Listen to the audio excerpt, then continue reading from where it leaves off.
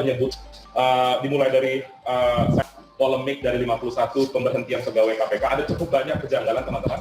Kalau dirunut sudah jelas sekali bahwa tes wawasan kebangsaan secara formil itu adalah pertentangan hukum yang cukup serius. Karena muncul atau diselundupkan oleh pimpinan KPK melalui peraturan internal KPK nomor 1 tahun 2020. Halo, Assalamualaikum, berjumpa kembali di channel Siwar TV. Jeder, ICW dilaporkan ke Kejagung soal skandal dana asing, ditulis oleh Nina Nur.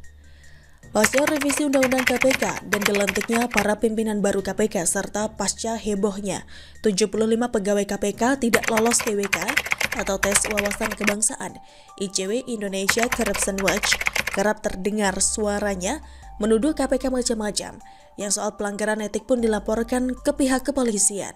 Ini terkait kasus penggunaan helikopter untuk perjalanan pribadi Firly Bahuri, Ketua KPK. Padahal kasusnya sudah diputuskan oleh Dewan Pengawas KPK pada tahun 2020 lalu bahwa Firly melanggar kode etik dan sudah diberikan hukuman teguran tertulis. Tiba-tiba saja pada awal bulan Juni ini, ICW kembali melaporkan Firly ke Barreskrim Polri dengan dugaan gratifikasi. Oleh pihak Barreskrim, dokumen laporan itu kemudian dilimpahkan ke Dewan Pengawas KPK karena menurut mereka itu adalah pelanggaran etik, disertai dengan pesan pada ICW untuk tidak menarik-narik Polri ke dalam urusan internal KPK karena energi Polri sekarang fokus pada membantu penanganan COVID dan dampaknya. Sebenarnya ini merupakan sentilan buat ICW. Kok jadi kayak kebakaran jenggot, terutama pasca 75 pegawai KPK tidak lolos tes dan berlanjut ke pemberhentian 51 orang di antaranya. Apakah karena Febri Diansyah, mantan jubir KPK itu pernah aktif di ICW? Kita tahu bagaimana vokalnya Febri Diansyah kan? Bahkan dia sempat berkicau soal WA koordinator ICW kena hack pasca melaporkan Firly ke Barreskrim. Drama. Gak di pegawai KPK yang tidak lolos TWK, gak di ICW, sama saja. Bukan hanya melaporkan Firly, ICW juga menuduh bahwa 75 pegawai KPK itu mau disingkirkan karena memegang kasus Harun Masiku. Sejak 9 Januari 2020 silam, setidaknya sudah lebih dari 500 hari KPK tidak kunjung berhasil meringkus Harun Masiku, kata peneliti ICW Kurnia. Dia pun menuding pimpinan KPK tidak ingin buronan itu diproses hukum. Dengan dasar itu, ICW menduga TWK ini juga bertujuan untuk mengamankan Harun Masiku, ujarnya. Tudingan ICW berikutnya adalah KPK memberikan informasi hoax terkait data hasil TWK kepada pegawainya. KPK diberitakan menerima 30 permintaan pembukaan hasil TWK dari para pegawai yang tidak lolos. Menurut KPK, pihaknya harus berkoordinasi dulu dengan BKN atau Badan Kepegawaian Negara. ICW pun protes dan menuduh itu upaya KPK membohongi pegawainya karena menurut ICW, KPK telah menerima dokumen resmi hasil TWK pada bulan April 2021. Ini sudah dibahas KPK dengan menjelaskan bahwa yang diminta bukan hanya hasil TWK, tapi ada 7 jenis data lainnya, sehingga KPK harus berkoordinasi dulu dengan BKN. Kemarin Selasa 22 Juni, ICW kembali menyerang, menyebut Firly sukses mengacak-ngacak KPK hingga menyingkirkan puluhan pegawainya melalui TWK.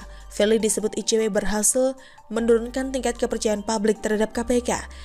Oleh sebab itu, Firly pun didesak ICW untuk segera mundur dari KPK. Padahal semua tidak ada aturan yang dilanggar oleh KPK. Pelepasan puluhan pegawai itu ya sah-sah saja. Publik juga tidak banyak mempermasalahkan kok. Orang-orang lagi mikirin pandemi dan ekonomi.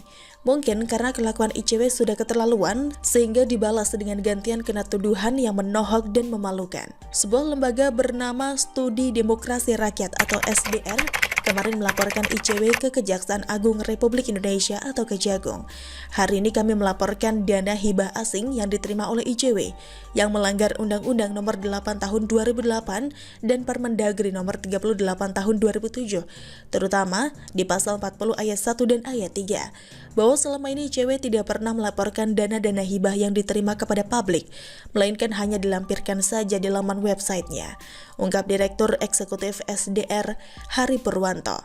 Dalam pelaporan ini kami membawa data-data dana asing dan ada bantuan-bantuan yang diberikan kepada ICW dari KPK di era Abraham Samad, Bambang Wijoyanto maupun Novel Baswedan. Lanjutnya, SDR berharap Jaksa Agung ST Burhanuddin bisa memanggil ICW untuk mengklarifikasi untuk kepentingan dan kegiatan apa dana-dana tersebut. Jangan sampai informasi negara kita dijual ke luar negeri oleh LSM yang bernama ICW, ujar Hari. SDR juga mempertanyakan apakah ICW yang selama ini bersifat kritis terhadap pemerintah telah menjalankan syarat administrasi sebagai NGO penerima dana hibah termasuk mendaftar ke Kesbang Linmas Kemendagri, peraturan perundang-undangan yang berlaku. ICW menurut SDR tidak dapat menunjukkan bukti-bukti administratif yang sahih. Nah, gantian ICW yang kena tudingan nih.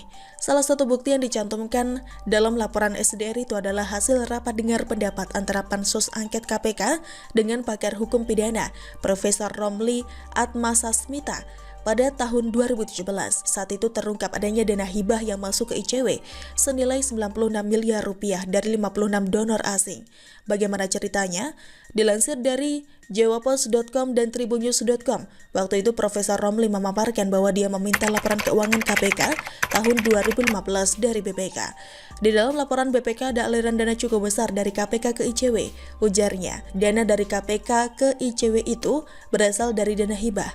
Ketika dikonfirmasi ke ICW, ICW memintanya melihat langsung laporan penggunaan anggaran mereka di dalam website www.antikorupsi.org. Profesor Romli kemudian menemukan ada hibah dari 54 pendonor asing dan dana tidak terikat dalam negeri dengan total 96 miliar rupiah. Berasal dari non-pemerintah dan lembaga-lembaga di bawah PBB. Jadi dari situ saya melihat bahwa ada masuknya uang-uang asing kepada ICW dan ada juga aturan-aturan dari hibah asing. Semua petunjuk-petunjuk dari dana hibah asing itu harus dilakukan dengan melalui peraturan pengadaan barang dan jasa. Nah, ini yang harus diperbaiki, jelas ya.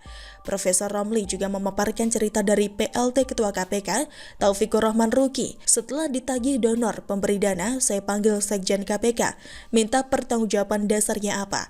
MOU, Memorandum of Understanding. Ada MOU KPK dengan donor. Uangnya kemana? Langsung ke rekening ICW, kata Romli merikun pernyataan Ruki. Profesor Romli juga menyoroti adanya pos anggaran di KPK untuk jaringan komunitas anti korupsi. Ini menyebabkan konflik kepentingan. Bagaimana lembaga yang pegawai lembaga pemberantasan korupsi, tapi dia memperoleh dana dari lembaga yang diawasi. Tutornya. Profesor Romli pun waktu itu sudah memprediksi bahwa ketika KPK melakukan kekeliruan, maka lembaga ICW itu tidak akan mengkritisi dan itu tentunya tidak sehat. Sekarang terlihat sekali bahwa prediksi Profesor Romli sudah jadi kenyataan. Ada keberpihakan oleh ICW terhadap Novel Baswedan CS. ICW juga menodong pimpinan KPK dengan berbagai tudingan. ICW tidak lagi mengawasi pemberantasan korupsi, melainkan malah mengganggu operasional KPK. Merecoki pekerjaan KPK dengan berbagai tuduhan. Pasca tidak lolosnya 75 pegawai KPK itu, toh KPK tidak berhenti bekerja. Masih ada 1.000 lebih pegawai KPK. Masih melawan korupsi kok. Selalu dari kura-kura. Bagaimana menurut Anda? Silahkan tulis komen Anda di kolom komentar. Jangan lupa untuk like, subscribe, dan share. Siwar TV pamit, sampai jumpa. Wassalamualaikum warahmatullahi wabarakatuh.